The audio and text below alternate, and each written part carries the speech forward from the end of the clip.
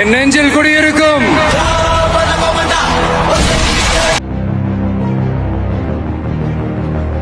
শিশু শিল্পী থেকে সুপারস্টার, সুপারস্টার থেকে নেতা, আর আজ মুখ্যমন্ত্রী।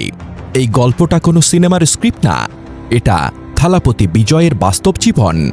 থালাপতি বিজয় জন্ম থেকেই ছিলেন সিনেমার পরিবেশে। তার বাবা এস এ চন্দ্রশেখর তামিল সিনেমার পরিচিত নির্মাতা।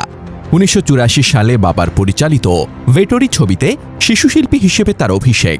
পারিশ্রমিক মাত্র ৫০০ রুপি।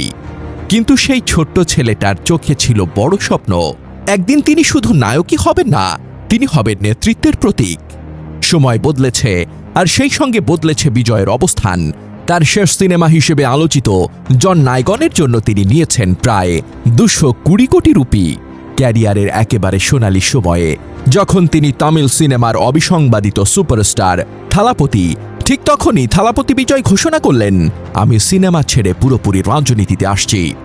২০২৪ সালে তিনি প্রতিষ্ঠা করলেন তামিলাগা ভেট্রি কাজাগাম টিভিকে। রাজনৈতিক বিশ্লেষক, মিডিয়া প্রতিপক্ষ সবাই তখন এটাকে হাস্যকর বলে উড়িয়ে দিয়েছিলেন। অনেকে বলেছিলেন আরেকজন সিনেমার তারকা রাজনীতিতে এসে ব্যর্থ হবে। রজনীকান্ত, কমল হাসানের মতো বড় তারকারাও যেখানে রাজনীতিতে সফল হতে পারেননি, সেখানে নতুন একটা দল নিয়ে বিজয় কি করবেন? কিন্তু যা ঘটল তা ইতিহাসের পাতায় সোনালি অক্ষরে লেখা হবে। মাত্র ২ বছরের মাথায় ২০২৬ সালের তামিলনাড়ু বিধানসভা নির্বাচনে টিভিকে এককভাবে লড়াই করে অসাধারণ ফলাফল করল। দলটি জয় করল ১০৮টি আসন, যা তাকে এককভাবে সবচেয়ে বড় দলে পরিণত করল।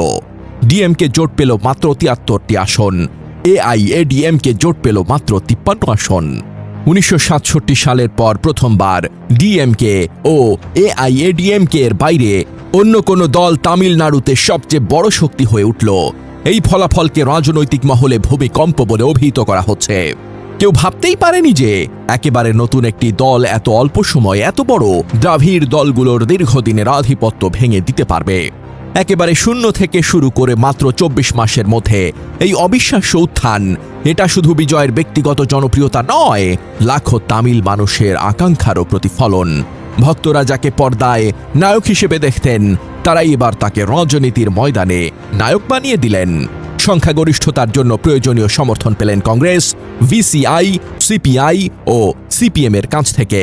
৪ দিনের তীব্র নাটকীয় আলোচনা পর্বের পর আজ সকালে চেন্নাইয়ের নেহরু স্টেডিয়ামে গভর্নরের কাছে মুখ্যমন্ত্রী হিসেবে শপথ নিলেন থালাপতি বিজয়। শিশু অভিনেতা থেকে সুপারস্টার, সুপারস্টার থেকে রাজনৈতিক নেতা, আর এখন তামিলনাড়ুর মুখ্যমন্ত্রী। থালাপতি বিজয়ের এই যাত্রা সত্যি একটি বড় বাজেটের সিনেমাকেও হার মানায়। যা কেউ ভাবতেই পারেনি, তিনি তা করে দেখিয়েছেন।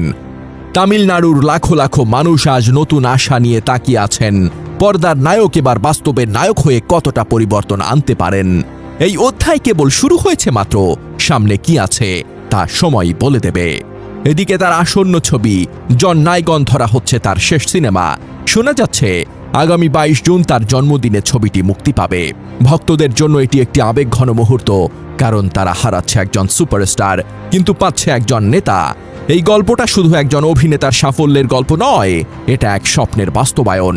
একটি ছেলে যে ৫০০ টাকার বিনিময়ে অভিনয় শুরু করেছিল, আজ কোটি মানুষের আশা ভরসার কেন্দ্র।